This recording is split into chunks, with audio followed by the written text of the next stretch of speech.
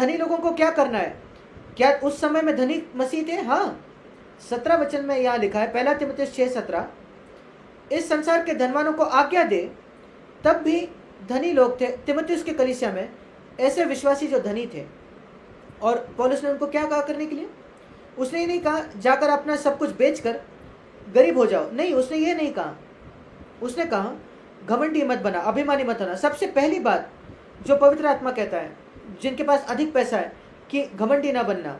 दूसरी बात, अपनी आशा को चंचल या अस्थायी धन पर मत लगाना। आपके पास आज हो सकता है, शायद कल आप खो दोगे। अपनी आशा उस पर न रखिए, अपनी आशा परमेश्वर पर रखना, जो हमारे सुख के लिए सब कुछ बहुत अच्छे देगा, क्योंकि वो आपका पिता है। और फिर धनी लोगों को और क्या करना है? वो भलाई करे। 18 वचन, दूसरों के लिए। अगर आपके पास पैसा है तो उसके साथ भलाई करे दूसरे लोगों के प्रति, और भले कामों में धनी बने। वो जरूरी बात है। धनी भले कामों में धनी बने, और उदार और साहित्य देने को में तत्पर हो। कितनी अद्भुत बातें लिखी है यहाँ जो आप कर सकते हो। अगर परमेश्वर ने आपको पैसा दिया है तो आप कई लोगों को आशीष दे सकते हो। और इस प्रकार 1 तीमुथियुस 6:19 आगे के लिए एक अच्छी नींव, एक आप खजाना रख सकते हो स्वर्ग में। और बचत के विषय में क्या हम भविष्य के लिए बचत कर सकते हैं? यीशु मसीह ने कहा अपने आप के लिए इस पैसा मत जमा करना। मेरे साथ निकालिए मत्ती 6 उसका 19 वचन। अपने लिए पृथ्वी पर धन इकट्ठा न करो। बहुत स्पष्ट आज्ञा है, हमें धन स्वर्ग में इकट्ठा करनी है। और हमने 1 तीमुथियुस 6 में पढ़ा, हमें ये कैसे कर सकते हैं। पर बाइबल ये भी बताती है 2 कुरिन्थियों उसके 12वें अध्याय में और उसके 14वें वचन में, आपको बच्चों के लिए आपको जमा कर रखना है, बचत करके रखनी है। 2 कुरिन्थियों 12-14, माता पिताओं को अपने बच्चों के लिए संपत्ति इकट्ठा करके रखनी है, धन बटोरना है।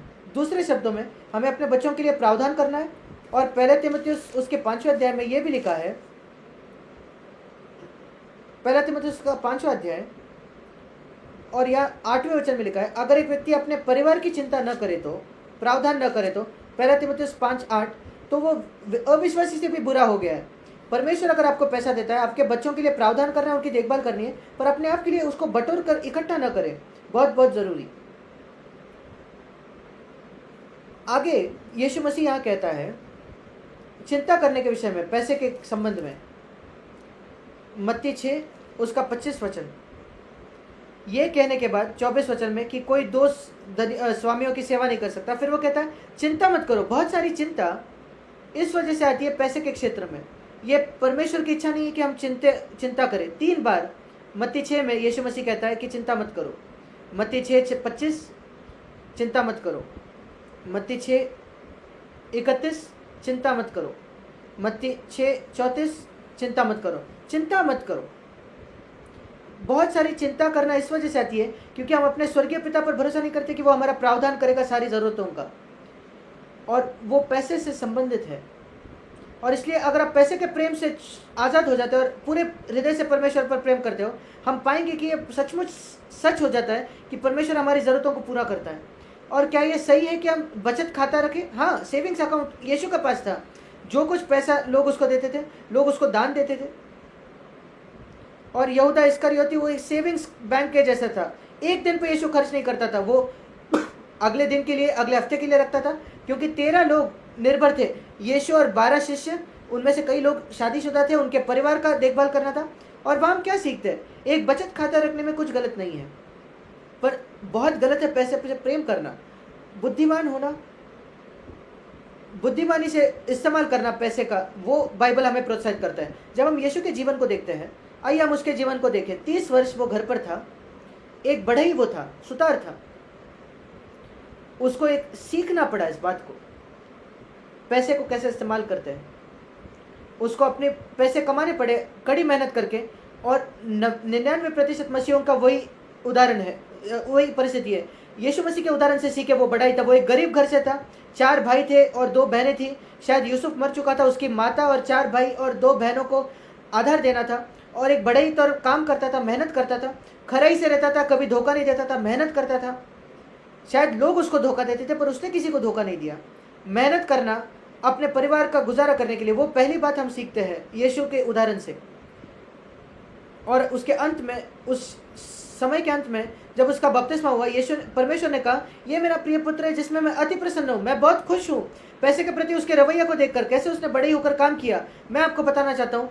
परमेश्वर यही आपके विषय में भी कहना पाए। आप कैसे भी अपने पैसे कमाते हो, परमेश्वर आपको देखकर कहे, मैं बहुत खुश हूँ ये व्यक्ति कैसे अपना पैसा कमाता है, कैसे उसका इस्तेमाल करता है। फिर 3.5 वर्षों के लिए यीशु एक पूरा समय क्रिश्चियन वर्कर था, मसीह सेवकाई में था। तब पैसे का क्या रवैया था उसका? कभी एक बार भी उसने किसी को अपनी ज़रूरत के विषय में नहीं बताया। आज हम देखते हैं कितने मसीह सेवक हैं जो प्रेयर के पत्र लिखते हैं, यहाँ वहाँ सब जगह, हम ये कर रहे हैं प्रभु के लिए, हम ये कर रहे हैं, ये हमारी ज़रूरत है, ये हमारी ज़रूरत है। और अगर वो ये भी नहीं कहे, वो कहते हैं प्रार्थना करो। प्रार्थना करने का मतलब है हमें पैसा दे दो। ये सब धोखा है, फसावट है। यीशु मसीह ने ये कभी नहीं कहा। उसने कोई प्रार्थना की लेटर नहीं भेजी पैसा मांगते हुए। मैं यहाँ उनका न्याय नहीं कर रहा, जो कर रहा हूँ वो मेरा काम नहीं है। परमेश्वर ने मुझे कहा न्याय मत करो, मैं कह रहा हूँ यीशु ने नहीं किया। मैं कहता हूँ प्रेरितों ने ये कभी नहीं किया। यीशु और प्रेरित कभी कभी किसी से पैसा नहीं मांगते थे अपने सेवकाई के लिए, कभी कोई पैसा नहीं मांगते थे अपने ज़रूरतों के लिए। परमेश्वर उनको देता था, स्वर्ग से पैसा नहीं गिराता था मन्ना के जैसे, पर लोगों के हृदयों को हिलाकर कि वो उनको दान दे, बिना उनको मांगे, बिना अपेक्षा रखे। वैसा वो तरीका है परमेश्वर चाहता है कि उसके सेवक हो, कि उनका आदर किया जाए। और वैसे ही हम अपने कलीसिया में प्रयत्न करते हैं जीने का, यीशु का उदाहरण और प्रेरितों का उदाहरण पर चलते हुए। हम यहाँ किसी और का न्याय नहीं करते, नहीं, पर हमने कोशिश की है यीशु के पीछे चलने का। और आप मसीह सेवक हो तो मैं आपको प्रोत्साहित देना चाहता हूँ, यीशु के उदाहरण के पीछे चले, और पीछे फिसले हुए अर्ध हृदय के जो मसीह सेवक है उनके उदाहरण को मत देखें, जिनको आप संसार में आज देखते हो। एक सही रवैया पैसे के प्रति, वो बहुत बहुत ज़रूरी है। अगर आप मसीह काम में हो तो कभी मसीह काम में ना आना, सेवकाई में ना आना एक सैलरी को खोजते हुए। यीशु मसीह ने अपने शिष्यों को तनख्वाह नहीं दी। अगर आप तनख्वाह पाते हो तो जाकर कोई काम करना, मसीह सेवकाई में मत आओ।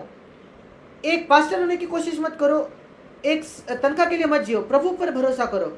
अगर आप प्रभु का भरोसा नहीं कर सकते अपने आर्थिक ज़रूरतों के लिए, मेरी सलाह है आपके लिए, मसीह सेवकाई में प्रवेश न करना। जाकर कोई काम कर ले, कहो मेरे पास विश्वास नहीं है मेरे आर्थिक ज़रूरतों के लिए, मैं जाकर कोई काम करता हूँ, वो सबसे अच्छी बात है जो आप कर सकते हो। नहीं तो आप परमेश्वर के नाम के लिए एक अपमान होगे यीशु मसीह के लिए। ये कुछ ज़रूरत सिद्धांत है पैसे के क्षेत्र में, और आप प्रभु से पूछे तो वो आपको अधिक अधिक बातें बताएगा।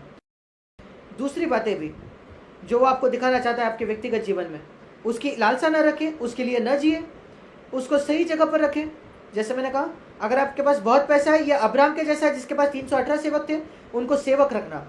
पैसा एक अच्छा सेवक है, बहुत बुरा स्वामी है, उसको अपने पैर के नीचे रखो, जैसे सोना उस स्वर्ग के सड़कों पर।